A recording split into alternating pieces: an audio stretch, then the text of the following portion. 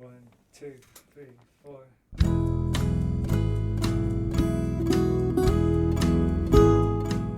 Hello, you're listening to the Skylight Books podcast series.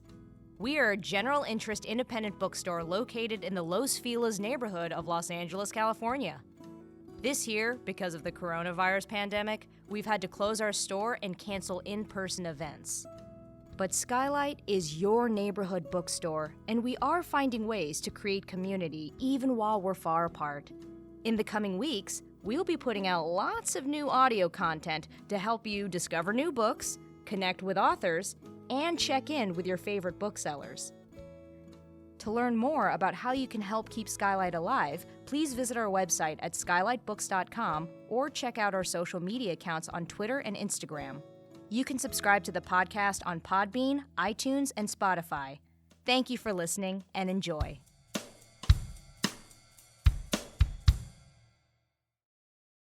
Hello, my beautiful listeners, and welcome back to Skylit, the Skylight Books podcast. I'm your host, Lance Morgan, and today I'm very excited for a super special episode. We have today a good friend of mine, but before I introduce her, I want to just let you know that Skylight Books is now open for browsing with social distancing rules still in place. So please bring your masks and just come and enjoy. We're excited to have you back. We also have curbside pickup and online ordering at www.skylightbooks.com. So if you don't want to come in, you can still get your books. Today, I'm super excited to introduce Abigail Paxton, who is the owner of Storyhouse Bookpub in Des Moines, Iowa, and loves nothing more than handing the perfect book to a fellow reader at just the right time.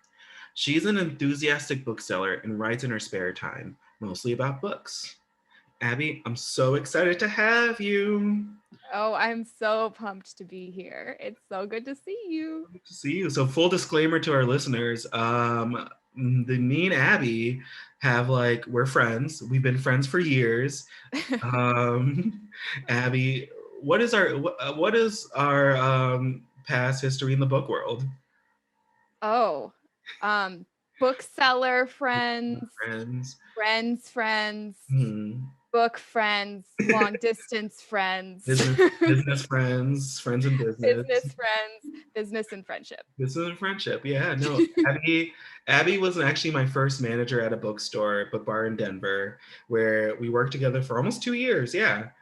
And I mean, a Book Bar was like a family for all of us. So I'm just happy that it continues afterwards. So this is just super fun for me and Abby. We're just like, it's not even like we still don't talk. We talk all the time. So we do. This is like the first time we've seen each other face to face in a second, though. That's true. Probably like a year, maybe. Which is too bad.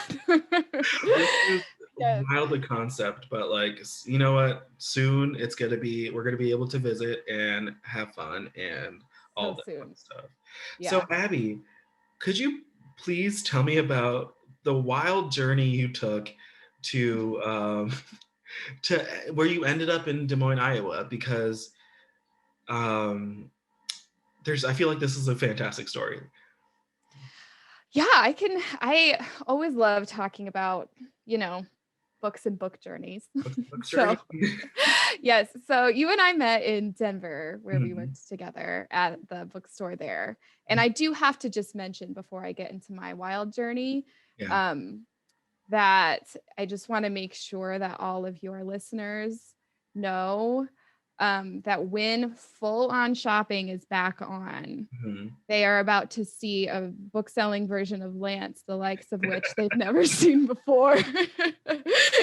I remember watching you on the floor work with customers, and I've never seen somebody connect so well with so many different types of people, handing them stacks and stacks of books that they would just walk out with and feel so delighted. Can I tell you what my new book that I've been just pushing on people is? Yes, please, because I always like to push books that I know you like to push on people. It's one of my things. I've been pushing The House in Cerulean Sea recently.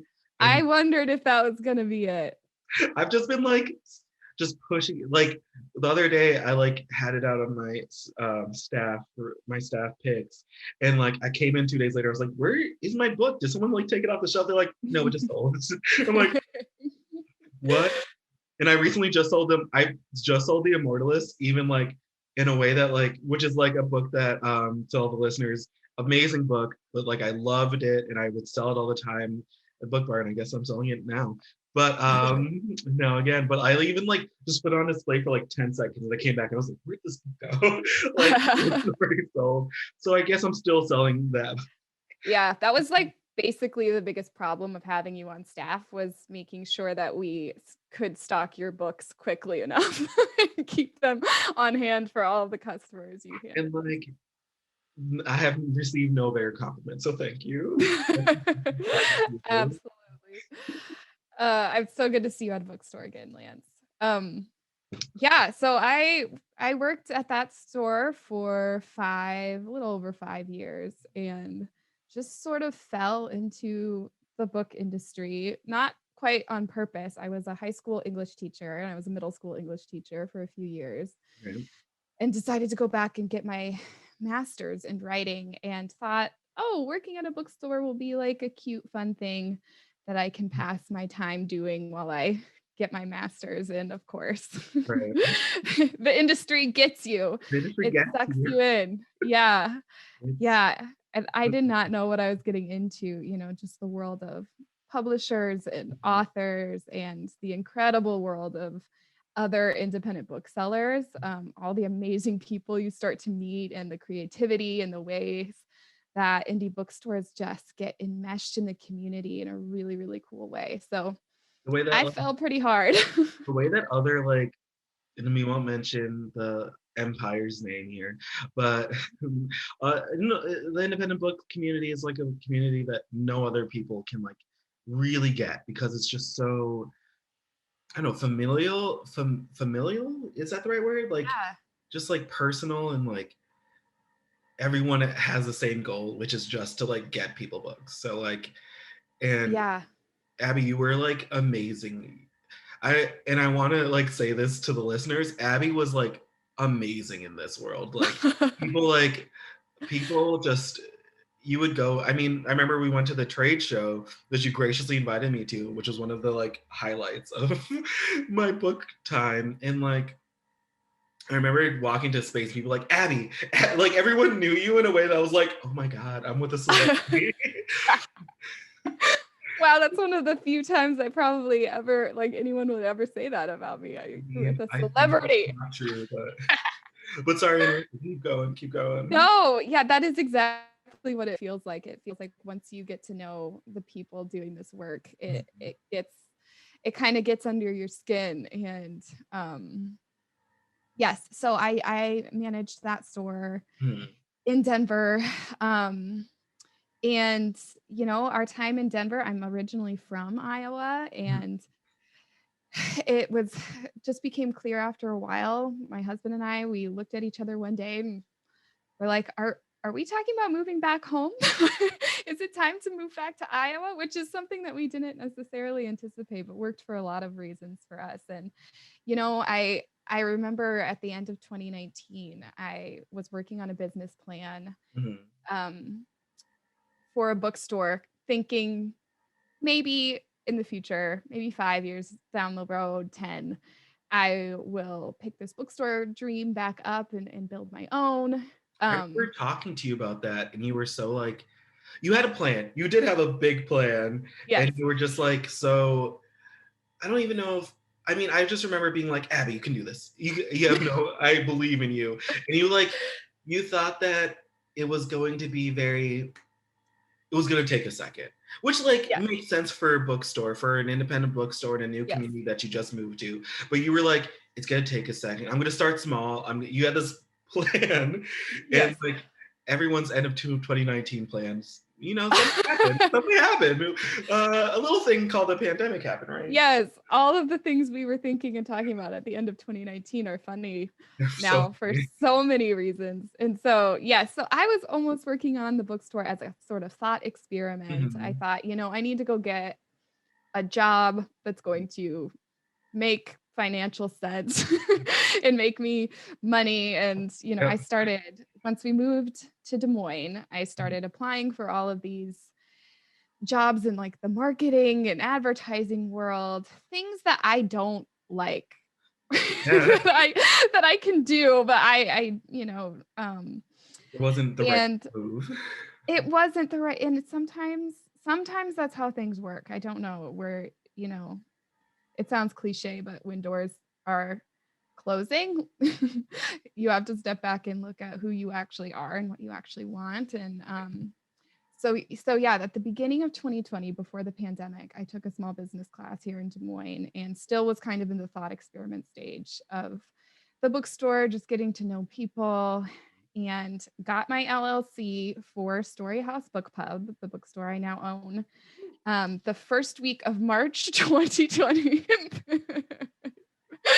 And then everything shut down.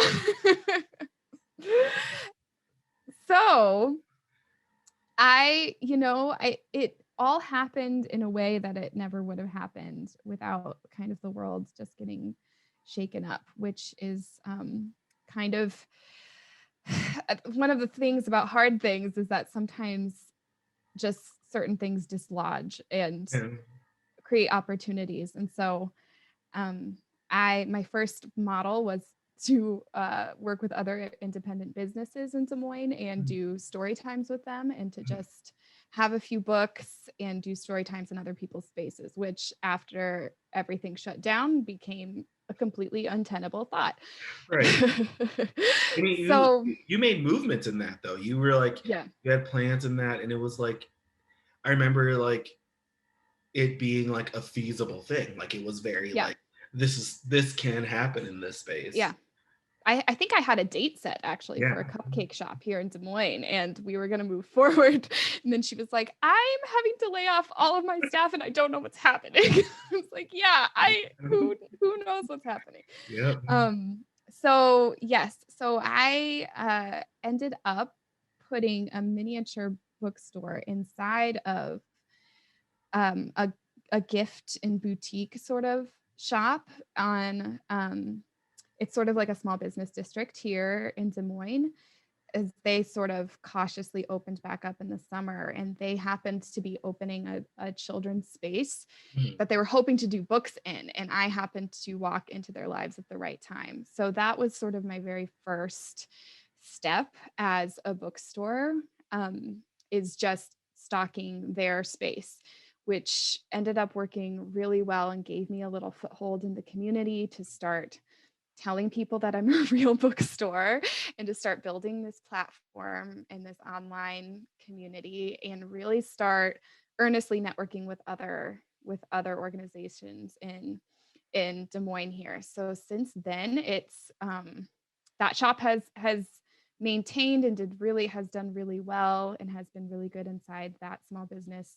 But I've sort of been able to branch out into all kinds of little other events and pop-ups that kind of culminated in me opening up my garage and creating a makeshift bookstore out of my garage this season. So I mean, as a fan of your online presence, which is like incredible, you should all follow Bookpub, sorry.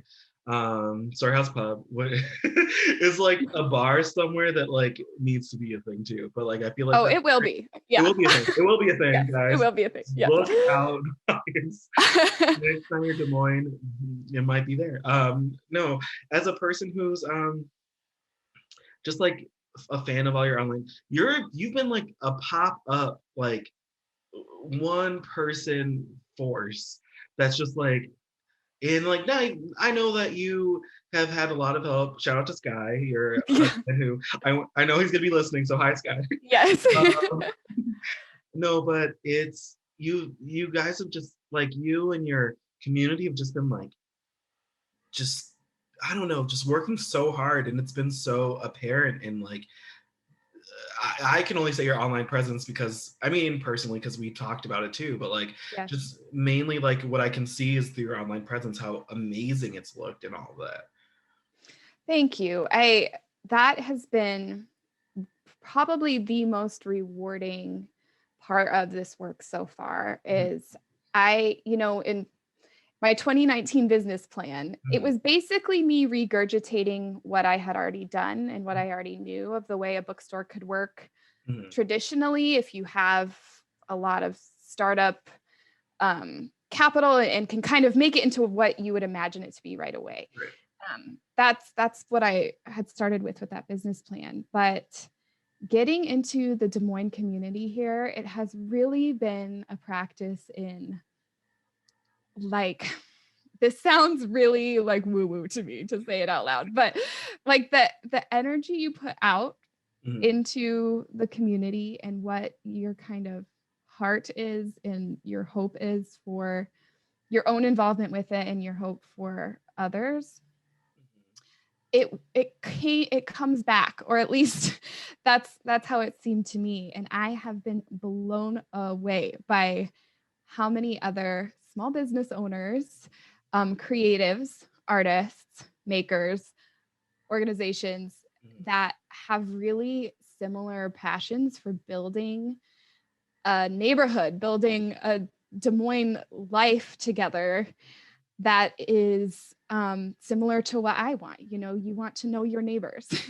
You want to make sure people have what they need. You want to create a space for people to connect. And I mean, I could gush on about this, but I've met so many other women, particularly, doing things and making things in the community that has been transformative for what Storyhouse Bookpub has started to become and how we've started to grow, because I've mostly just tapped other people and been like, hey, do you want to do this with me? Do you want to make this with me? Do you want to come to my garage in February in below zero weather and throw an event outside?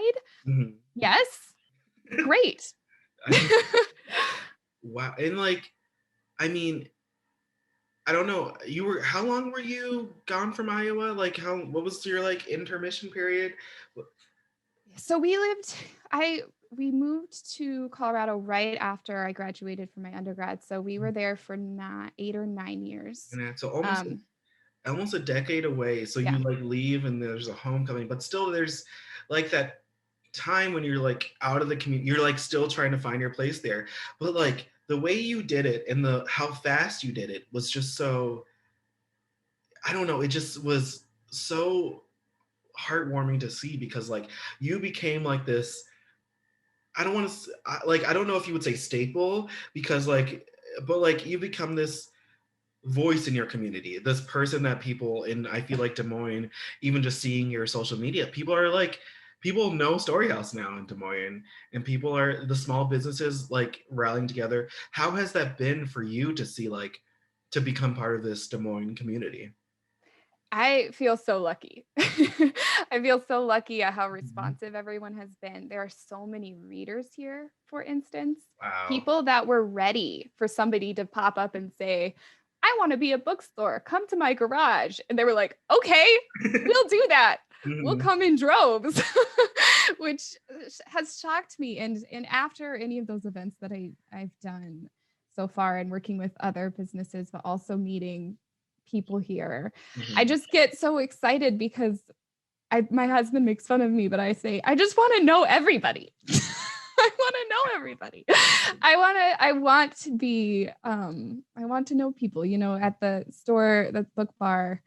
I remember the feeling of opening the shop on some weekday morning and seeing the same people walk their dogs or whatever. And the same people come in for their, 10 o'clock coffee, and the same families drop in at story time. And that, more than anything, is, the kind of the Meg Ryan life I want. Just knowing who your people are. And that's so special, because like there is something so, it's not, it makes it not just a business, but like I don't want, not a home, place of just like a place where people need to be. I mean, like as a kid, I think about like there wasn't a independent bookstore close to me, so I remember the closest I would get is just like sitting at the Starbucks cafe at Barnes and Noble and reading my books every weekend because my mom was like, "You're not buying anything, so go here." So you could spend 6 hours here. I don't care. You're not getting a book. But I mean, like, to think that now they have the space where like they know the owner, they can do that and have someone who knows them like wave them high. And for both adults and young adults and children to have that safe space too, where like parents know you and they know that you'll have this story time here. You can talk. They know that you're not just like a person who's going to sell them a book, but it will also talk to them. That's so amazing.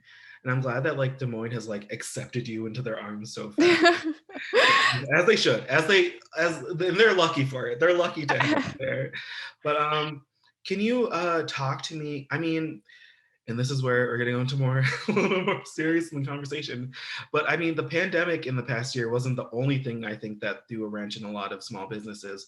You were very vocal and reactive in a positive way when the Black Lives Matter movement happened a year ago. How was it as a new business owner in Des Moines and like a white bookstore owner to like see that in the community? I'm not aware of like the demographic of Des Moines, but I assume it's majoritively white.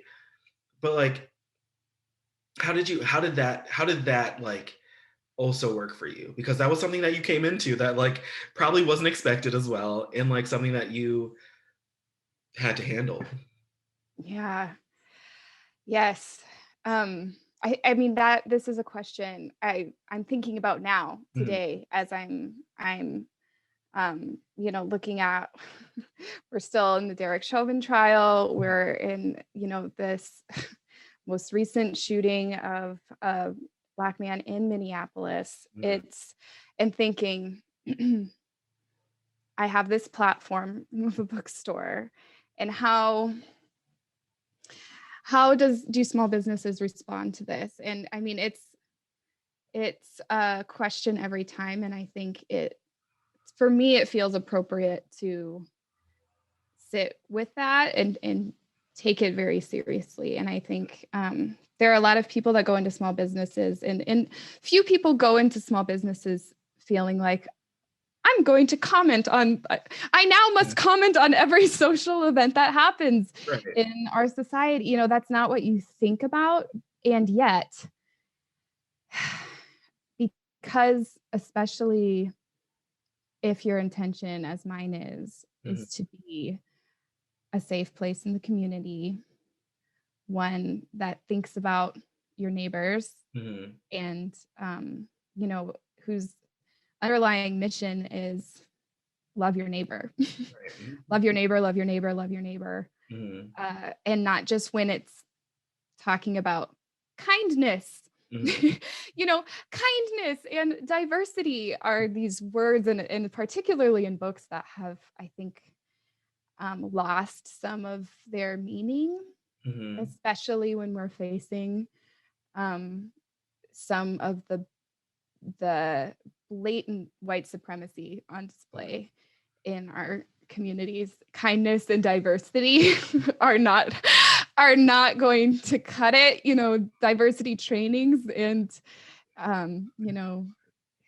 so it's something that I do think a lot about. But I felt like it was actually a nice opportunity coming into a community that, I'm from Iowa, but I'm not from Des Moines.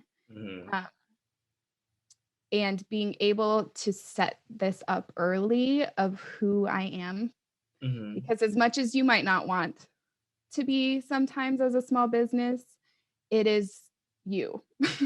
You're the person standing behind your business, and there's some separation sometimes, but really at the end of the day, it's your character and who you are that is making some of these decisions. And so I feel like it was an opportunity to create a space and to continue to try and create a space where, I can say from my platform clearly that white supremacy is something that we white people, because a lot of my base is white people. Des Moines isn't as white as you would maybe guess in comparison to like other parts of Iowa probably, but that's a lot of who I have in my world. That we as white people need to be facing this. And bookstores are a place, and it will always be a place where exchanging ideas and talking about community are central. And so it needs to be a conversation that we have. So I definitely do not feel like I've navigated any of this perfectly. And I know a few of us feel that way. But I do feel like it's important. Well, it's still like, it's a process. It's forever a process for everyone. It's going to be a forever process. But one thing that I know you're not going to want this, because and I'm not like saying, again, I'm not saying, not giving you the total like forgiveness of everything happening. Not going to say you're handling this perfect, Abby, because I don't think you want that from me anyways. But like, one thing I did notice that that really resonated with me was that you, not personally, but as a business, you put your message out there. You didn't hide behind, because a lot of people, I feel like in small businesses, have that option of saying the business is separate from who I am personally. But you did not do that. You were like, I remember you posted pictures of you protesting through the Storyhouse Bookpub. You shared so many like of your thoughts and your emotions of everything going on. And even recently with the Asian American hate crimes that's happening across the country, you vocally, as a business, said your opinions on it.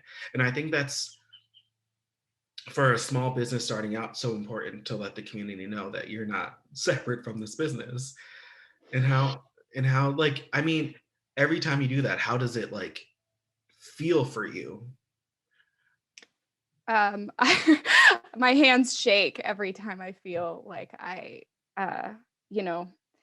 am about to say something about whiteness and white supremacy. I think that's something to notice, to take note of in myself, and just how deep it goes. That fear of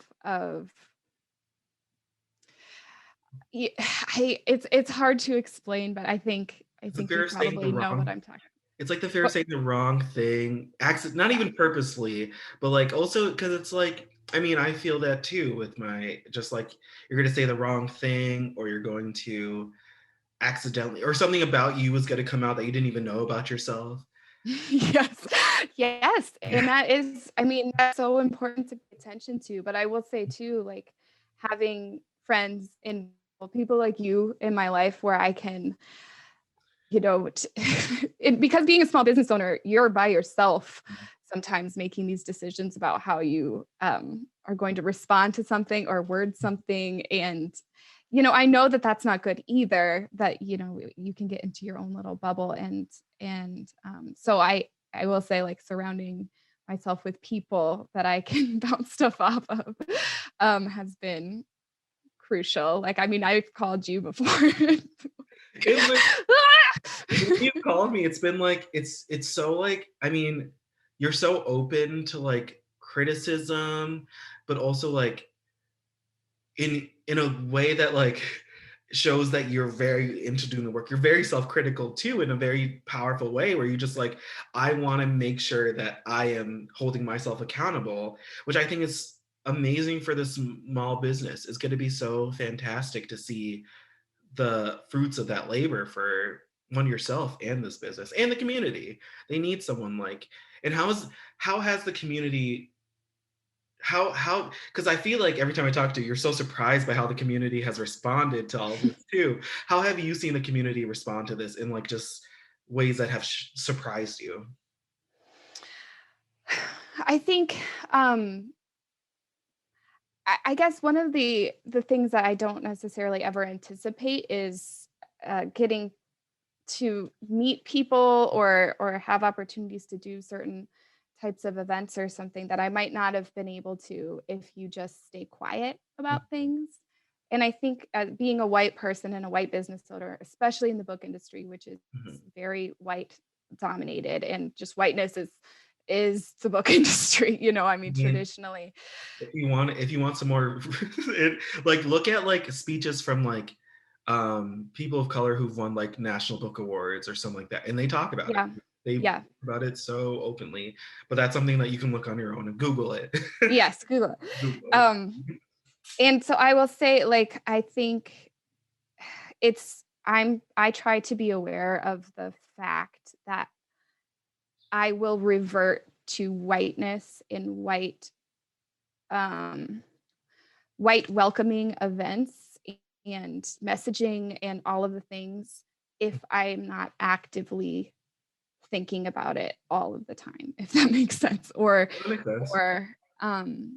think that's something that Ibram X. Kendi talks about in his book, How to Be an Anti-Racist, is like, it's the water you swim in.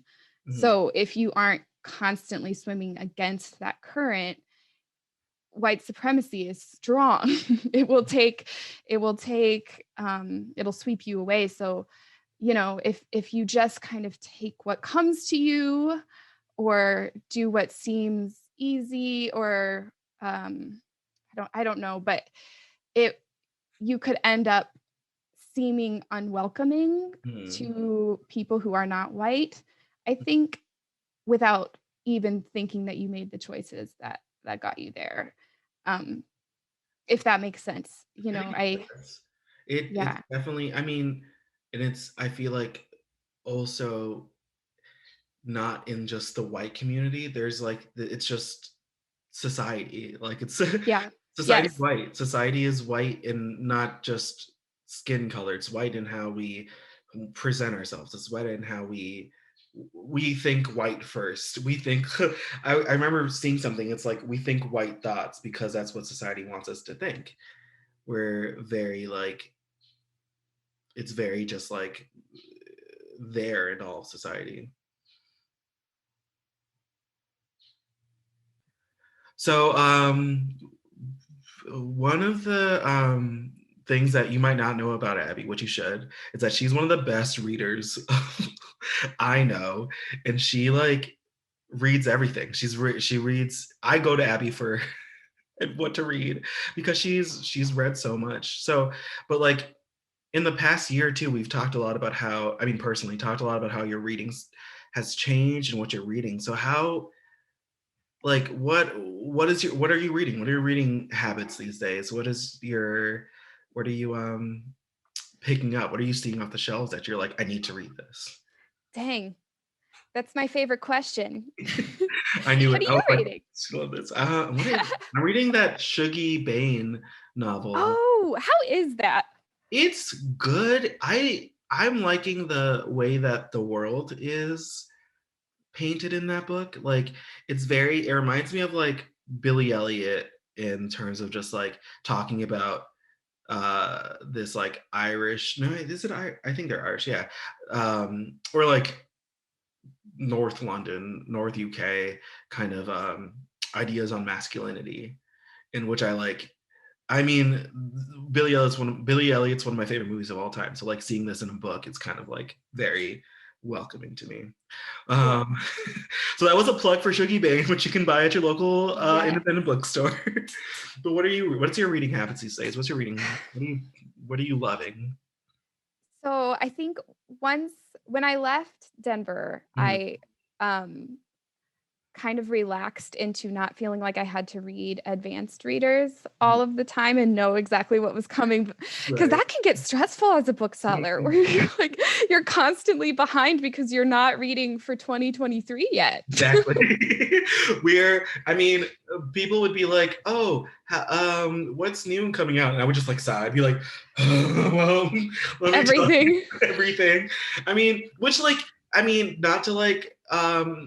Not to say that wasn't amazing at the same time too. I mean, so many connections I've made in the book world are because I read an author's book early and was able to be like, I love this so much. But no, it can get exhausting. Yep. It definitely can. So I'm getting a little bit back toward that. So okay, my lineup recently has been I've started listening to Yolk by Mary H.K. Choi, which has been so excellent. Her voice is just so fun. It's been a very perfect, like getting into springtime, walking around my neighborhood, listening to this young woman in New York fall in love, deal with her family, all kinds of stuff. So that's been great. I finished When No One Is Watching by Alyssa Cole when I was on vacation. What was that? In Florida. Oh, man. That's going to be the one that I hand to everybody this summer because it is a great summer read. It's a little bit of a bop, but a bop with a lot to think about, which I love. I'm not always good at like rom-com-y type books. My husband laughs that I like to be devastated and I like to feel crushed after everything I read. And I feel like that's something that we definitely bonded on so many times. We're like, yes, what's the saddest thing? Yes, humanity, the beauty and the tragedy of it all. I remember you gave me Hunger to read, and I like the next day I was like, Abby, I read this all in one night. I'm devastated, but like in a way that I love. And you were just like, we just talked about it for like an hour or two. Broken. I'm wide open. Beautiful. Yes. So When No One Is Watching is the perfect kind of cross section of. So Alyssa Cole writes romance usually, and I hadn't read any of her stuff before. And When No One Is Watching is a thriller. And it reminds me, if anybody read The Changeling by Victor Laval. Yeah. It has that. It sort of starts very grounded in the here and now. And then things just start going sideways a little bit where you're like, is this reality? Is this actually happening? Like almost a little bit of a magical realism tilt to it. But it's a thriller. And so it is a commentary as well on gentrification, particularly in Brooklyn, in New York, as told through this sort of spooky edge of your seat, but also romance. Also one of the best sex scenes I have ever read. I was like, oh, Alyssa Cole, I understand now. Please someone get that on, get that as an excerpt, a blurb on the back, please. Someone listening, get that as a blurb. Yes. So yes, and it will leave you just, and I like learned stuff about redlining. Yeah. That, is like a term you hear and you kind of understand, but unless you really dig into it, is kind of purposely confusing and purposely kept out of mainstream education and conversation. It's so funny because I hear so many conversations about gentrification, and like gentrification and redlining are like hand in hand. Like one couldn't exist without the other, but like they feel so separate in conversations, and I feel like that's purposeful too. So like that's another conversation for another.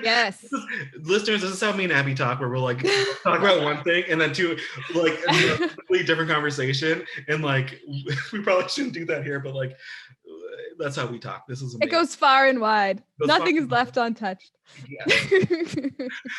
Oh my god. Yes, so highly recommend that one. And it is one that will lead you down some paths of your own research and is great to read with other people because it brings up some of these conversations and it is funny. It hits so many notes. I was just so blown away. So I just ordered a bunch of those that I intend to sell to people this summer. Tell me, that's the blurb you should put on your shelf talker for it. I ordered all of these. You must buy them now.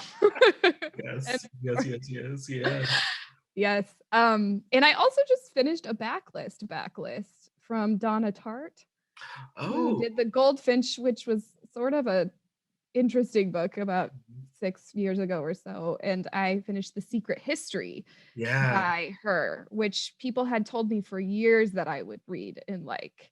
And I just told somebody this morning, I feel like it was like a 600-page book, which I don't usually go in for because I like to move through some stuff so I know what's out there. But it left me in a kind of fugue state. I almost don't know what to say.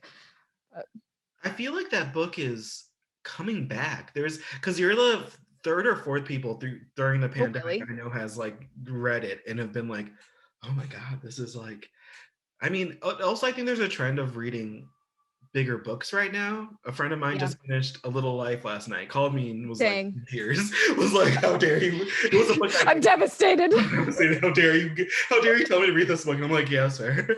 I mean, also ending it with like one of the best books they've ever read in like in terms of craft. But I think that's how dare you and thank you. that is when we were working together, something that customers would say to me like, how dare you, but thank you for this amazing book. Why? Forever indebted. No, but I feel like, yeah, that's a trend. People are taking on bigger books because when they have the time, why not, right? Yes. But like two, I feel like there's an escapism there for sure. But I feel like the Secret History, as like crazy a plot it is an escapism book.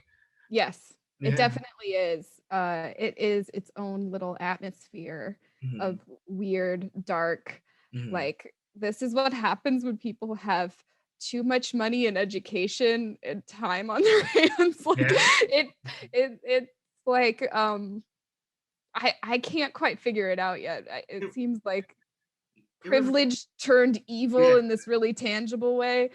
Yeah, I mean, I feel like because it's a book about a New England college too, right? Yeah. It's like very, I mean, white centric in a way too. Oh yeah.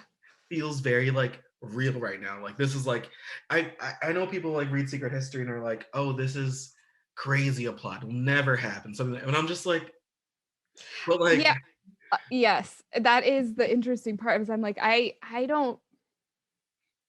It's. I mean, like, it could just be labeled as this is a lot of white nonsense. Yeah. So, like, if somebody doesn't want to spend 600 pages on that, I understand. But yes, the whole premise is very, I feel like if I were more well-versed in classical Greek literature, I would have caught a lot more of the illusion, which in and of itself tells you there's a little bit of pretentiousness that you have to undergo to get to accept this book for what it is. But yeah, it's a weird novel about college kids who get into this weird clique cult type situation studying Greek literature. They're separated from most of their classmates, and what happens from there when they take some of that learning to the extreme and like extremely disassociate from the rest of the culture, which like it's weird, but like also like there's something real in there too about like that idea of these like privilege kind of separating you from so much culture. Also on the topic of like Greek literature, and this is listeners, this is important, it is a good book that you should read and get at Skylight. Have you read The Song of Achilles or Circe yet?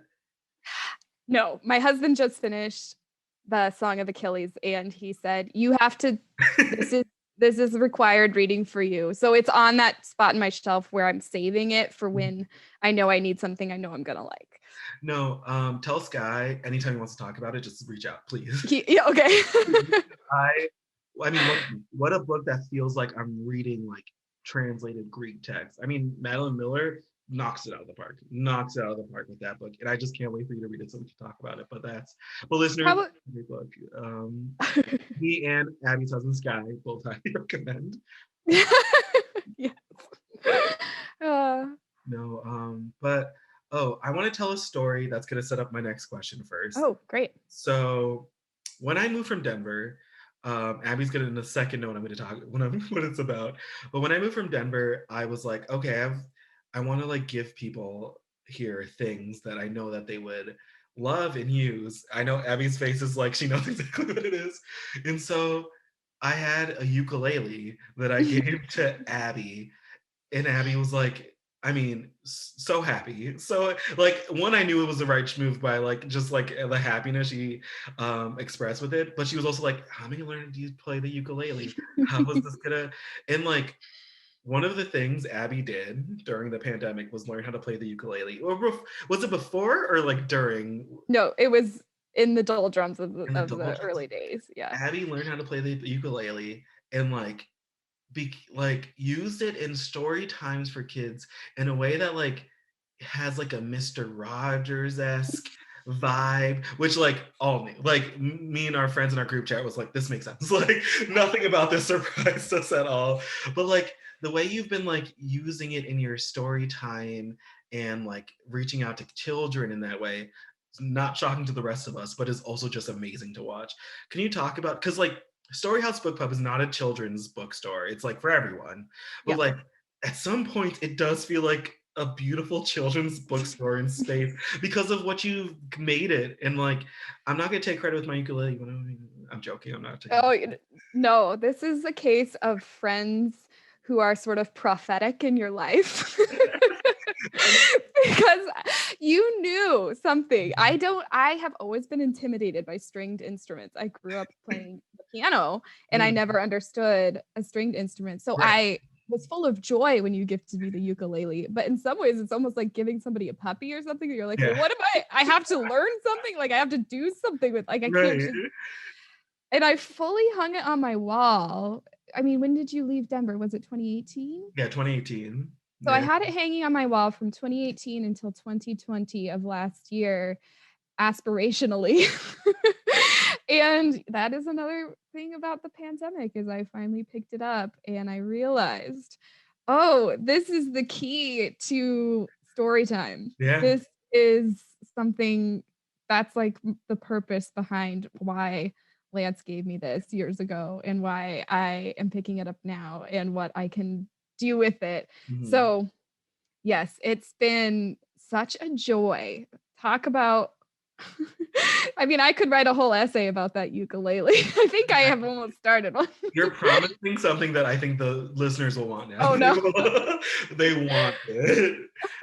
Well, I will say what you want is the duet that Lance recorded with me when I sent him one of my early recordings and immediately sent back within 5 minutes the harmonizing part to what I and it was honestly so great. It was, we sent it to all of our friends who were like crying listening to it. And so like, and we promised at a reunion, the next reunion, we're going to duet it in person. Yes, like, we've definitely got to. No, it's been so, I mean, like, you've used it in virtual, like your Instagram story times. You've used it in like the in-person, like outdoor pop-ups you've done that have been socially distanced, but like the way that you've incorporated in that too has been like amazing. Every time I see like a picture of you with the ukulele, I'm like, I'm like screaming on the inside. How, and like the children are so receptive to it, right? Oh, I mean, yeah, they love anything that is, you know, movement and sound, and that it's been just a really nice way to like a call together for like story time is happening now. I even wrote my own little parody to You Are My Sunshine, which is now my book friends song that I call story time together. I'm trying to make it a thing. I don't know if it's a thing yet for anybody but you and me, but it's going to be the Storyhouse storytime thing. I will actually, no, I do have kids singing it back to me.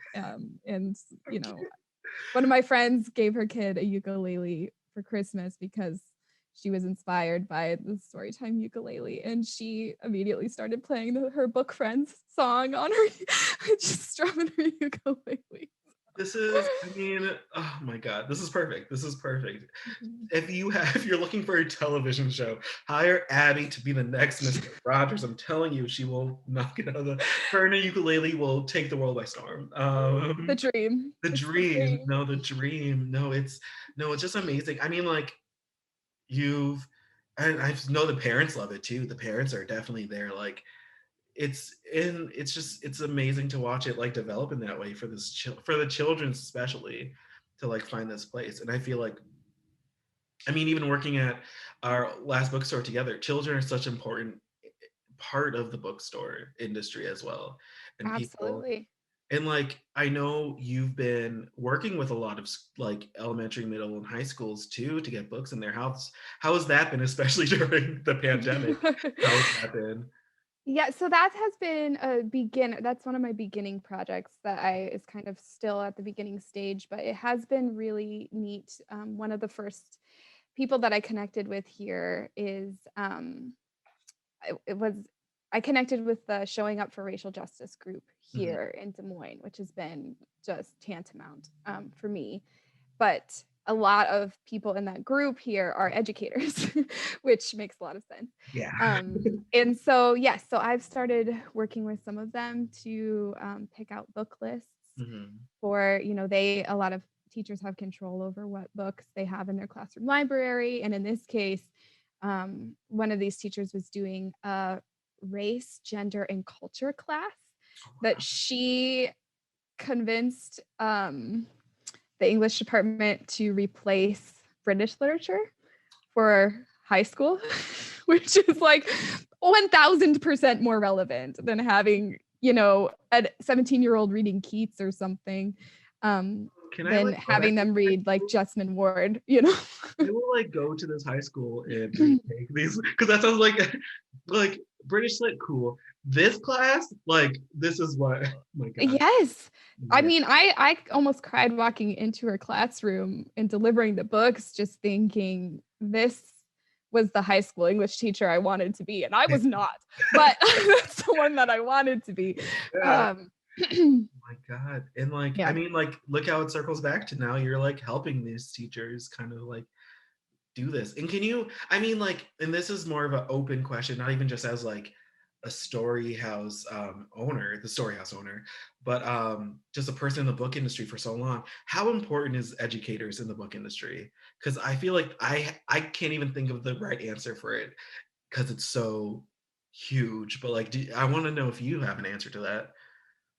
Yeah, it's major. I mean, educators and librarians are the major touch points for what the next generation has access to in terms of reading. And, I think there are so many schools that just haven't thought to update their curriculum in a while. To Kill a Mockingbird is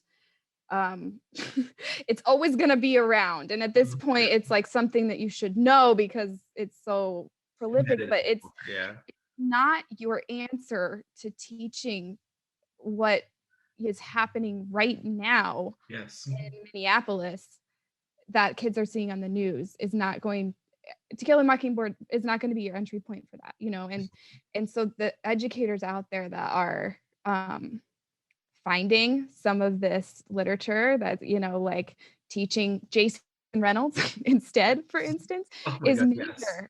It's major. It's so important.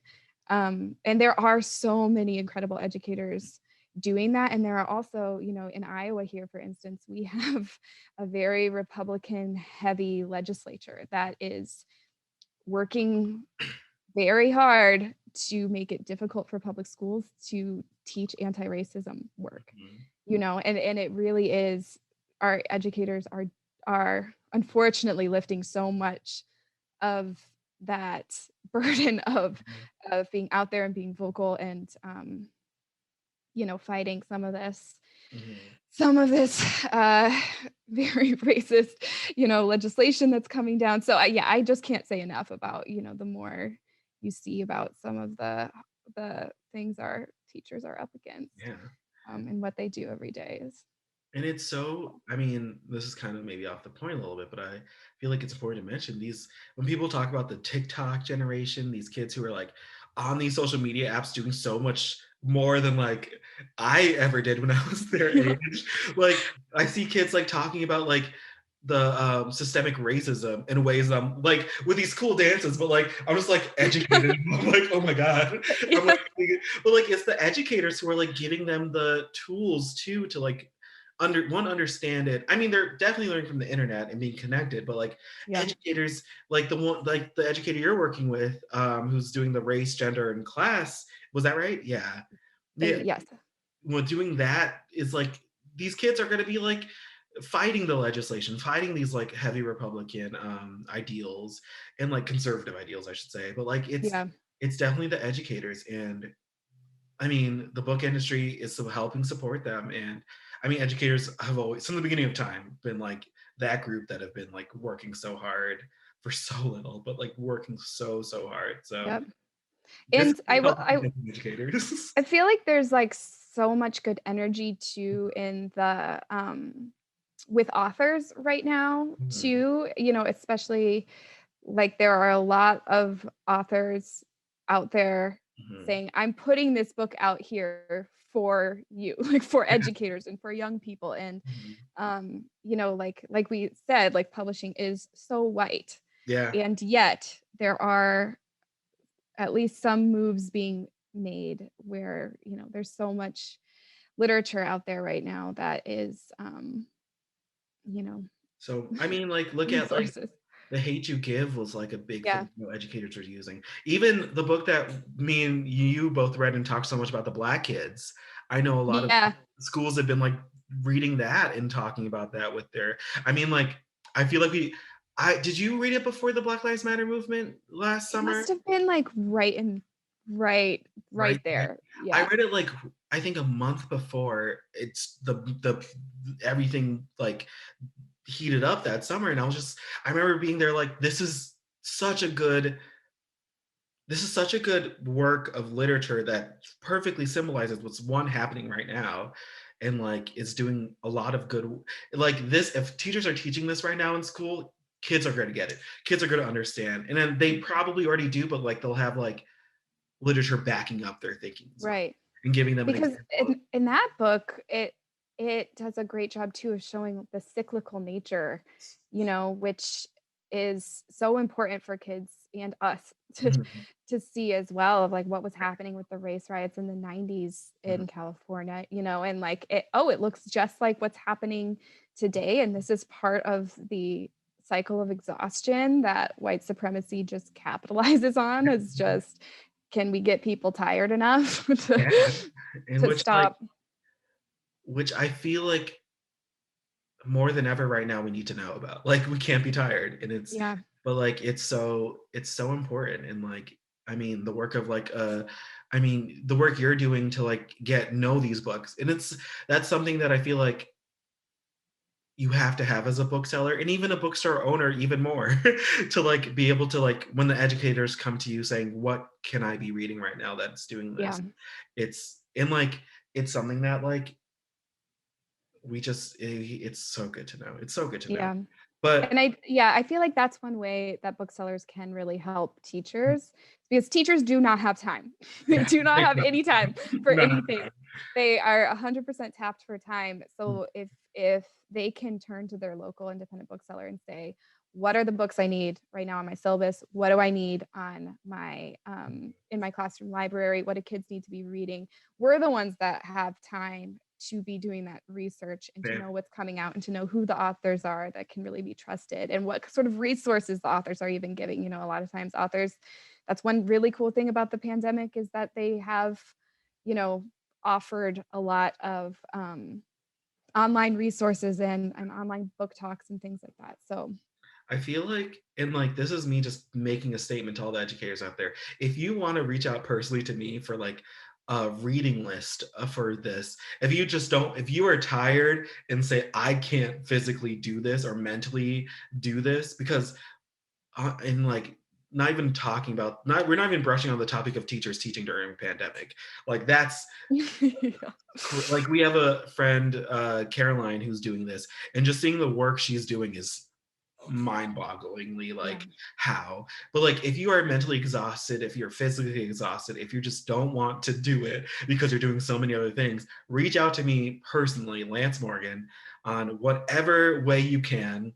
And even if you like have like, I will make sure that I am open and available to give you a book list of, I mean, I do this already because like, yes, but like, I do this for fun. So like, reach out and I'll give you a book list of perfect books to read for your age groups, of like, that they'll need, updated, relevant, not To Kill a Mockingbird, not To Kill a Mockingbird, no Jane Eyre. I promise you no British literature, because it's done. We've read it all, it's over, it's done. But like, whatever even if you're like, I want this topic, I got you. Like, educators need our support right now more than ever. So I will offer that right now publicly, wherever you are in the world. I got you. Take Lance up on this. You will not regret it. I promise you, I will do the best of my ability to find you your perfect books for your students. So don't waste this offer. Do not waste this offer. This is not even a one-time deal. This is a forever time deal, but like, this is something you should not pass up. But I will make sure that I will help as many teachers as possible because they deserve it. So because we can go on for hours and days and months, because that's just who we are. We should wrap up soon, but I have a few more questions for you. What would you, I mean, and you're still developing, you're doing so much good work.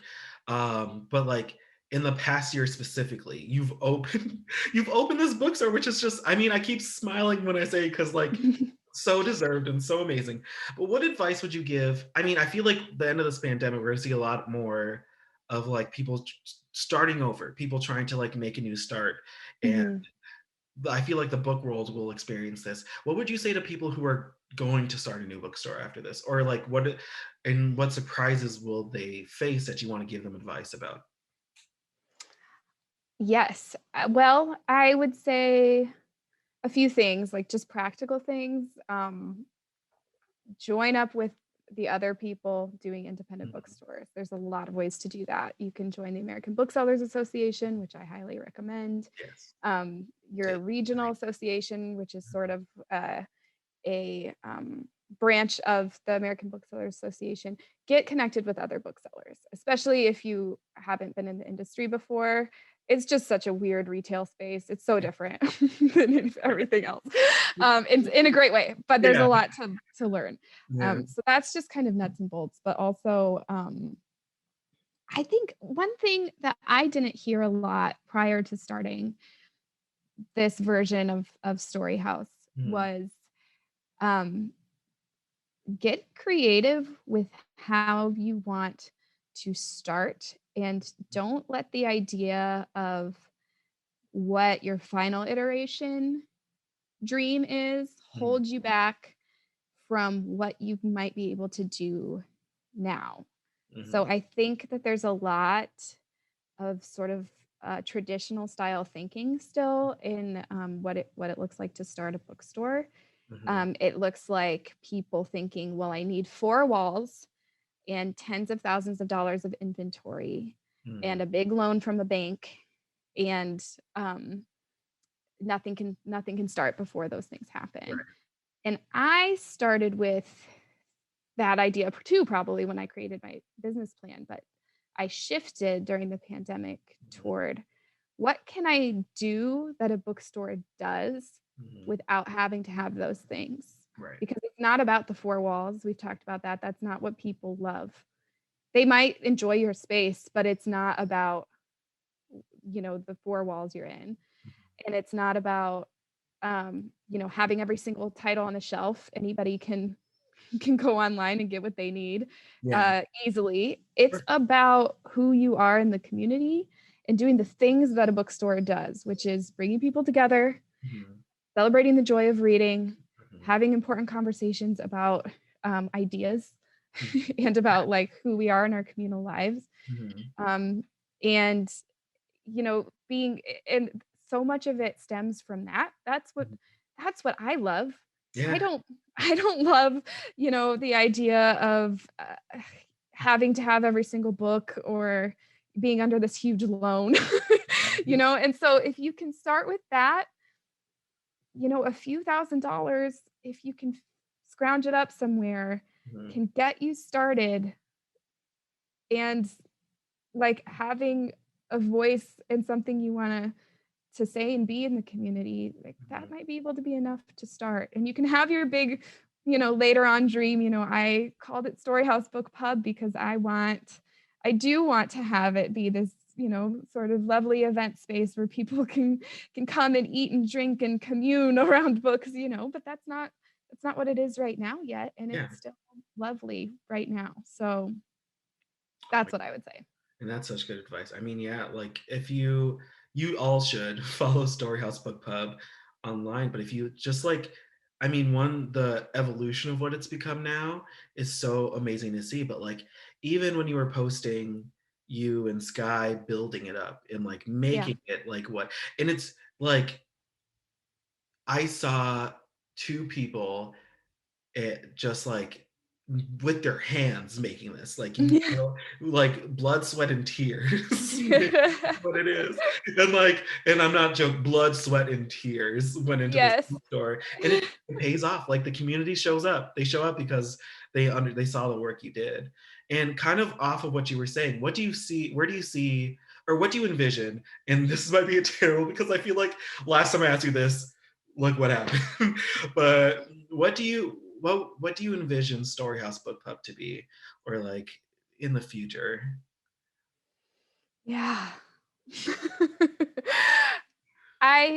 It's so hard because every time you start, thinking you're gonna make it into this certain thing, things change. So I think the as mentioned, I do love creating spaces for people, and I do find that to be a really important, fulfilling thing, to create safe and joyous and welcoming spaces in the community. I love that. And so I do see a brick and mortar down the line, however that might look. And I mean, to continue to build the best parts of what's happening now, which is bringing like linking arms with these other business owners that I've met and these other organizations in the community that have similar missions, and continuing working together and making stuff and Mm, making events. Um, and whatever that might look like, it can be, especially with COVID subsiding, hopefully, mm, around the corner, actually being able to gather and to do book clubs and readings and all of the things, all the things. will be a great day. Yeah. So And like, I can just imagine how perfect your book clubs will be too. I'm so excited. I'm like, I'm so excited for what it's gonna look like. So my final two questions for you, um, or what would you like to say to this? Like, if you imagine you're speaking directly to the Des Moines community right now, what would you love to say to them? thank you. I like you. Perfect. No notes. Perfect. No, I mean, it's in like, also, and you wrote a letter to the Des Moines community too, right? Like a public letter. Look at that, please, because I remember reading it and being like perfect, Mhm. like a perfect thing to them. But like, yeah, I mean, and also as a friend of Abby's, thank you for accepting her into the community, because she Oh. deserves it. And then the last question I have is, what would you like to say to the independent bookstore community as a whole? And like, it could be like for all your time working in the independent bookstore community and doing so much for it.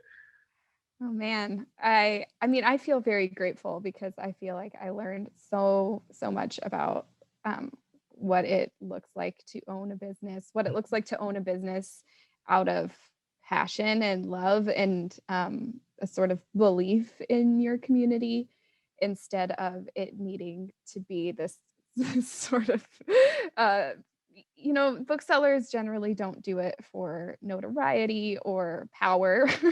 A lot of the things we talk about when we talk about business is indie bookselling. It runs kind of counter to that Yeah. often, which Yeah. is sort of a beautiful thing to see.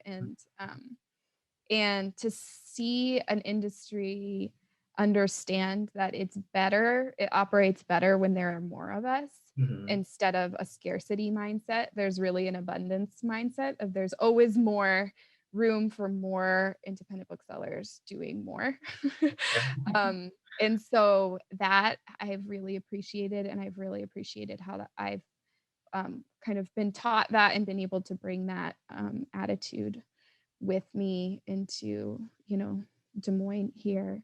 Yeah. And also, like, I've seen a lot of growth in the independent book selling industry, and I have been less involved in the ABA than I have been in the past. But from what I've seen, I feel like it's heading in a really good direction of starting to think more about equity in our industry and about the whiteness of our industry. And so I have a lot of hope for like that sort of from an organizational standpoint as well. And like, I feel like the listeners should know this too. Everyone should know this. No independent bookstore is in it for the money. It's impossible. No independent bookstore is in it for, we're in it for the community. Like, and I feel like that's a beautiful thing. We're in it for you. We're in it for the community. We're in it for the people to like give you a better space. Since the beginning, and like always, there's never been an independent bookstore. There's never not been an independent bookstore in history. You know what I mean? Like, it's embedded in our culture in a beautiful way. One thing, I know I said this is the last one, but one thing I just realized we did not touch on was that, I mean, obviously you are a woman. This is a women-owned bookstore that like you started. Any quick things on that? Like being a woman who's like, you're kind of, I mean, you have a community around you. You have these people who love and care about it too. But how is it being like that soul, a woman like running and being the face of and doing all these things for this bookstore? That's amazing. I feel, very supported, which is great, especially by reaching out to other businesses in Des Moines. There are so many really badass female-owned small businesses here, which is very, very fun. And yes, I think being a woman in sort of a social business, sometimes it's a good fit. Do you know what I mean? But I think also sometimes we have not been socialized necessarily to be business people, to be leaders, to have power, all of the things, and I'm speaking in broad strokes here, of course, but so in some ways I love that, and that's why I love working with women, is because there's a little bit less of that bullshit that you have to navigate. But sometimes there's also, I have to remember, like, you can't give everything away. Like you can't, you still have to make money. You can't just, because I think I'm so community minded, and so many of the women I know are so community minded that can sometimes be something you have to remember, that has been socialized into you, of like, you don't deserve anything. You don't deserve to pay yourself a living wage. Like that kind of mindset, which can be easy to fall into too. So no, I mean, that's I feel like good advice for just like people in general. Like, that's good advice. That's great advice. And like, I want to say this is to my listeners too. I know Skylight Books is an LA-based bookstore, and LA has a great community, but I know some of you are from Des Moines, Iowa, or just Iowa in general, who've moved out to LA. So next time you go home to your Iowan family for vacation, to visit or whatever, please go check out the amazingness that is Storyhouse Bookpub, and tell your parents, tell your family to go check it out. Tell your nieces and nephews that you take photos of on Instagram to go out to this bookstore, because this is a special, special, special place. Abby, where can our listeners find you on social media? Yeah. So we're on Instagram is the best. That's probably where I have most of the most robust content, shall we say. It's on Instagram. Also, like, fantastic content. Like, you will not, when you have like the interviews that are amazing, and like your story times, I'm like tuned in the background, like, this is good. I love seeing you there, because I'm like, oh, so nervous. So Storyhouse Bookpub is the handle, and then Facebook too, and website is storyhousebookpub.com. Woo. And Abby, this has been such a fantastic, amazing conversation. I mean, like, we're gonna like get off this recording and just cry about how amazing. Yep, that's what's gonna happen. That's what's gonna happen. And listeners, you don't get to hear that, because this is for us. We need to cry. We need to cry. No, this has been so fantastic, Abby. As a friend, I'm just so happy for the success and growth of your business. And I just love, and I just love talking to you. And we're going to see each other soon for sure. And it's going to be amazing. And you might not know this about Abby, but she makes the most fantastic cocktails. So, and that's she is a bartender, like a secret underground bartender. So she. Oh, I love that you shouted that out. It is such. I had to. I had to. You just like, you were like, I feel like in another life, you were like a speakeasy bartender. Yes. Yes. It perfectly fits. No, but like Abby, please just support Abby's bookstore because it's amazing and it's a special place. And thank you, Abby, for coming on. Thank you. Thanks so much. This was such a blast just to get to chat with you about books, Lance. I'm so flattered that you invited me. I'm flattered that you joined. I'm like, this is, and I know that like everyone's like Skylight itself as a store, we're super excited to have you because it's incredible and almost unthinkable that you started this during a pandemic. So like, just like kudos to you. Like, it's not everyone has that courage and just like, I don't even know the right word, but like just doesn't have that thing that someone would do this during a pandemic. But wow. And like, wow, this is all deserved. You deserve this. And yeah, thank you again. This has been the Skylight Books podcast, Skylit, with our special HANDSELL episode. Please check Abby's podcast out, Abigail Paxton.